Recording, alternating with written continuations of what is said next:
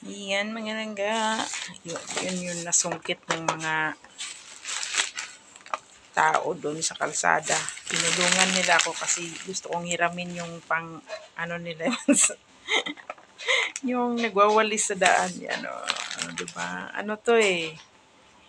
Kamatsili sa Tagalog. Iwan ko sa English. Ito yung masarap mapula-pula na may liso sa gitna. Maliki-liki na basta. This is the yummy one. Pero ano to, hindi to matamis. Parang upload siya, ma-upload. Basta, ganon. Pero gamot to sa hika. Yummy yan. Yan mga pinamili natin kanina. Hello mga langga. And for today's video, time check. 5:30 AM. So ayan o. May nangunguha ng bulaklak dito.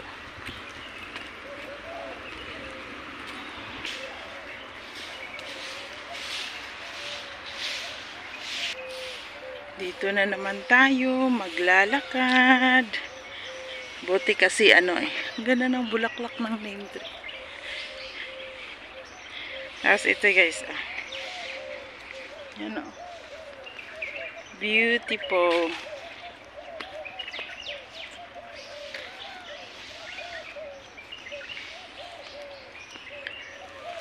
Sabi na. Wow. I like this. Ito yung kamatsili.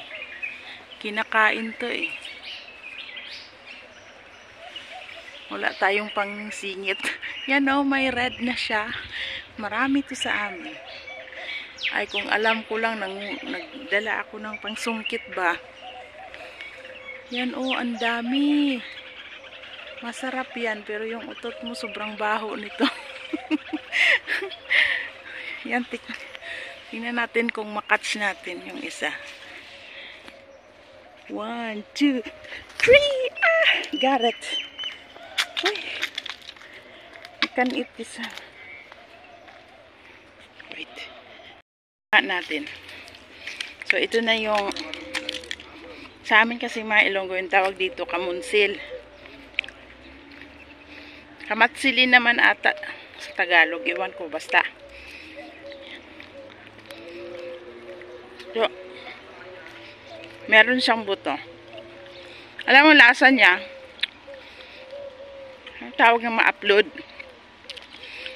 Pero, pag may hika ka, magaling gamot to. Hindi siya matamis. Dalawang klase yung ganito kasi may matamis. Saka merong, hindi mo maintindihan, ano ba sa Tagalog yun? Basta ganun. Ma-upload. Yung iba yung lasa niya ba, hindi naman sa, basta hindi ko alam sa Tagalog. Basta yun na yun.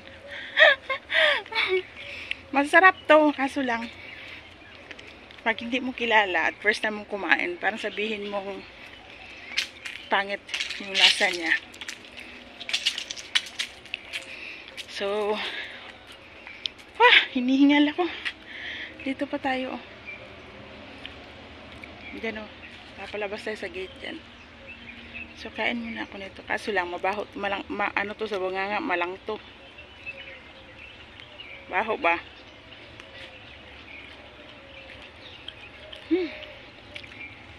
Maya na natin kainin. Narito tayo maglakad. Padala ako ng pera kasi syempre 30 ngayon sahuran. Sahod ko kasi sa amo ko 180. Ngayon binigyan ako ng 1,000. Sabi niya dyan lang yan yung sobra. Kaltas ko na lang sa next month sa sahod. Yun, naalala niya pauwi pala ako. Naalala niya pauwi pala ako sa 18. Sabi niya, ay uuwi ka pala. Sabi ko, nakalimutan niya na, kailan yung flight mo? Sabi ko, tomorrow is 1.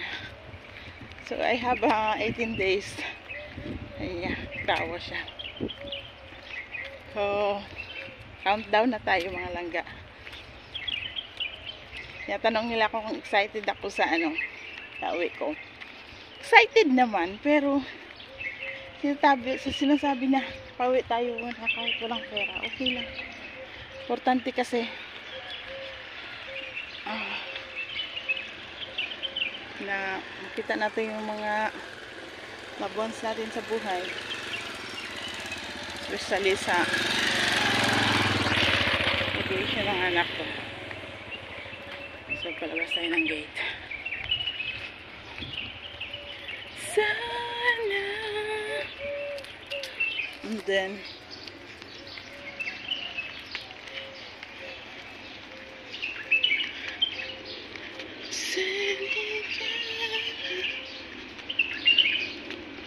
hello. Yeah, I have YouTube channel, so say hi. Yeah.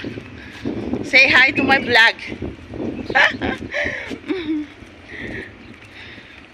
Sabi ng security, nagre-record ako. Sabi ko, dito yung part na pinakamainit pag naglakad ako going to Lulu. Pero okay lang dahil nga umaga naman, vitamin D. Kahapon nga, pumunta akong Mega Mart. Halos 11 PM na. Sobrang init. So, sa Mega Mart kasi mabilis lang kasi malapit lang doon. Dito kasi medyo malayo-layo. Pag nilakad mo siya, mga 20 minutes papunta. Kailangan natin kasi magpadala. Pauwi na nga tayo, magpapadala pa. Ganon. Pero masaya ako na kahit na wala akong dalang pera. Siyempre may mga alahas-alahas naman tayong isasangla-sangla. Shout out sa Talking Alahas. Noong last January sa birthday ko, bumili ako ng kwentas. Yung 18 carats is 250 real pa siya. Alam nyo ngayon, 300, last Friday nagtingin ako, hindi nga Friday, nakaraang Friday, is 305 na. So last Friday, hindi ako lumabas. Siguro mataas, mamaya tingnan natin, silipin. Sobrang taas ng gold, grabe.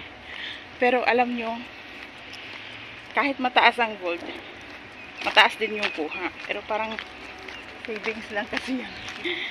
Nagkwento ako. Nagpa-vlog at si ako ate sa YouTube ko. So kinikwento ko yung about gold. Hi ate. Yung, grabe ang taas ng alahas. Sinoong nasa Kuwait ako, ang mga gold kasi sobrang baba. Ngayon, tinignan ko dyan, 305. Noong January, 250. Sa shop magkano? Hindi ako nakapunta. Dito kasi mahal, di ba? Tumaas na. Grabe. Dati, 100 plus na, 150. Oo. Di ba kayo dyan? Sa ano? Dyan ka sa Almisila din? Oo. Sa Damascus ka?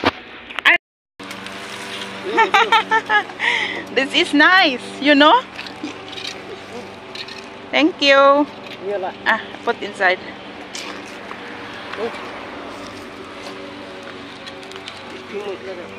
You can eat.